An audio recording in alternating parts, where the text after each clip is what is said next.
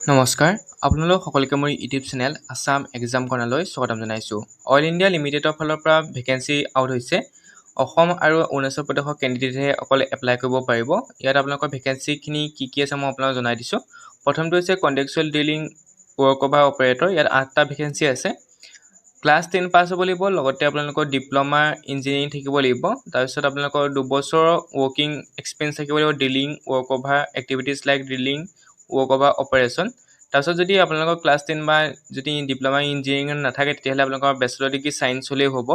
2 বছৰ এক্সপিৰিয়েঞ্চ থাকিলেই হ'ল, বা আপোনালোকৰ ক্লাছ 10 পাছ কৰা হ'লেই হ'ব, লগতে আপোনালোকৰ ITI থাকিলে হ'ল, আপোনালোকৰ ডিজেল মেকানিক বা তেনেকুৱা ধৰণৰ থাকিলেই হ'ল।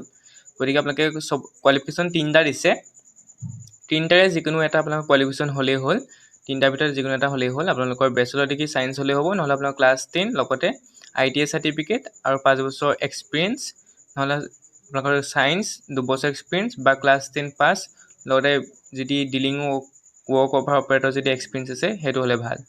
মিনিমাম 18 বছৰ, মেক্সিমাম আপোনালোকৰ জেনেৰেলৰ ক্ষেত্ৰত 45, OBC ক্ষেত্ৰত 48, SC ক্ষেত্ৰত 50। আপোনালোকৰ পে'মেণ্টখিনিও ভালেই দিছে, কণ্টেক্সুৱেল হ'ব খালি। তাৰপিছত 2 নম্বৰটো হৈছে contractual drilling workover assistant operator. এইটো এছিষ্টেণ্টৰ কাৰণে। ইয়াত আপোনাৰ ক্লাছ 10 পাছ কৰা হ'ব লাগিব, টেট চাৰ্টিফিকেট লাগিব, ডিজেল মেকানিক বা ফিটাৰ ইলেক্ট্ৰিচিয়ান, আৰু 2 বছৰ আপোনালোকৰ এক্সপিৰিয়েঞ্চ থাকিব লাগিব ড্ৰিলিঙত ৱৰ্কঅভাৰ এক্টিভিটিছত। গতিকে আপোনালোকৰ এছিষ্টেণ্টৰ কাৰণে ক্লাছ 10 পাছ, লগতে ITI বা টেট চাৰ্টিফিকেট যি আছে ডিজেল মেকানিক বা ইলেক্ট্ৰিচিয়ানৰ টেট চাৰ্টিফিকেট লাগিব। মিনিমাম 18 বছৰ, মেক্সিমাম 40 বছৰ, OBC কাৰণে 43। ইয়াত আপোনালোকৰ পে'মেণ্টটো হৈছে 21,450 টকা। তাৰপৰা যিকেইটা প'ষ্ট আছে সেইকেইটা ভাগ কৰি দিয়া হৈছে। প্ৰথমটোত আৰ্মি জবৰ কাৰণে 4টা, দ্বিতীয়টোৰ কাৰণে 5টা। প্ৰথমটোত SC কাৰণে 1টা, দ্বিতীয়টোৰ কাৰণে SC নাই। প্ৰথমটোত SC নাই, দ্বিতীয়টোত STI কাৰণে 1টা আছে, OBC কাৰণেও তেনেকৈ আছে। তাৰপিছত জব প্ৰফাইলখিনি দি দিছে, ৰেছপনচিবিলিটি কি কাম কৰিব লাগিব সেইখিনি কথা আপোনালোকক উল্লেখ কৰি দিছে। আপোনালোকে এইখিনি পঢ়ি চাব কি কাম কৰিব লাগিব। প্ৰথমটোৰ কাৰণেও বেলেগ জব এক্টিভিটি আৰু দ্বিতীয়টোৰ কাৰণেও বেলেগ, গতিকে এইখিনি পঢ়ি চাব। চিলেকশ্যন প্ৰচিডিউৰটো ৱাৰ্ক ইন ইণ্টাৰভিউ হ'ব আৰু কাম পাৰ্চনেল এছেছমেণ্ট। তাৰপিছত আপোনালোকৰ যিটো এংগেজমেণ্ট আছে, যিটো কণ্টেক্সুৱেল পিৰিয়ড আছে, সেইটো আপোনালোকৰ 2 বছৰ।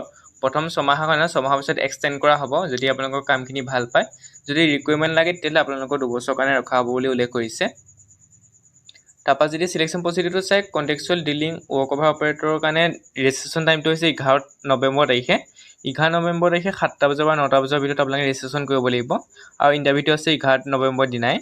তেনেকৈ ইটোৰ কাৰণে আপোনালোকৰ ৰেজিষ্ট্ৰেশ্যন হৈছে 12 নৱেম্বৰ, 7টাৰ পৰা 9টাৰ ভিতৰত, ৰাতিপুৱা 7টা বজাৰ পৰা 9টা বজাৰ ভিতৰত ৰেজিষ্ট্ৰেশ্যন কৰিব লাগিব, আৰু ইণ্টাৰভিউটো সেইদিনাই হ'ব 12 তাৰিখে। ভেন্যুটো দিছে Duliajan club, oil India limited, Duliajan. গতিকে আপোনালোকে যিসকল ইণ্টাৰেষ্টেড হয়, যিসকলৰ কোৱালিফিকেশ্যন আছে, যিসকলৰ এক্সপিৰিয়েঞ্চ আছে, তেওঁলোকে যিটো ডেট দিছে সেই ডেটৰ মতে ৰেজিষ্ট্ৰেশ্যন কৰিব লাগিব প্ৰথম। তাৰপিছত ইণ্টাৰভিউৰ কাৰণে আপোনালোকে ইণ্টাৰভিউত এপিয়াৰ হ'ব লাগিব। ভেন্যুটো দি দিছে, ৱাক ইন ইণ্টাৰভিউ, এইখিনি কথা কৈছে, গতিকে আপোনালোকে চাই ল'ব।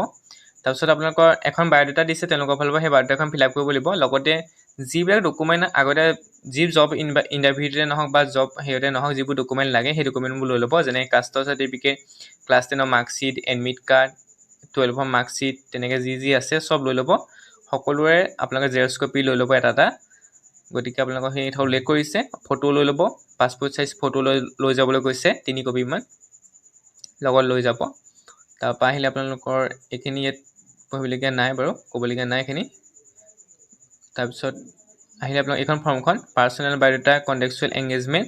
ইয়াত আপোনালোকৰ recent 3 centimetre colours passport photograph, এই ফৰ্মখন আপোনালোকে উলিয়াই আনি ফিল আপ কৰিব লাগিব। ফিল আপ কৰাৰ পিছত আপোনালোকে ফিল আপ কৰি সেইদিনা যিদিনা আপোনালোকৰ ইণ্টাৰভিউ হ'ব সেইদিনা লগত লৈ যাব লাগিব। লগতে যিখিনি ডকুমেণ্ট কৈছে সেই ডকুমেণ্টখিনিও আপোনালোকে লগত লৈ যাব লাগিব। গতিকে আপোনালোকে এপ্লাই কৰিব পাৰিব।